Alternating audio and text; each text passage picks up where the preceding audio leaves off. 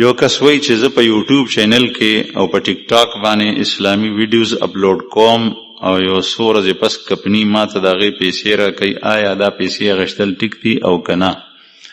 که چېرې ستا په دې ویډیوز کې خلاف شرع کارونه وي او یا داسې اخلاق او اسلامي معاشره کې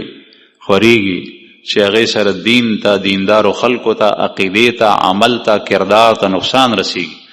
لکه نن سبا ماشومان چې څه زده کوي هم د دغه ویډیوګانو نه زده کوي، چې څه زده کوي. وړوکی ماشوم، داسې ماشوم چې هیله خبرې شروع کړي دي هغه په دې پوهېږي، خبرې نه کوي، موبایل غواړي او دا ګوتې داسې چلوي ته وایي چا پریکټس کړی ده.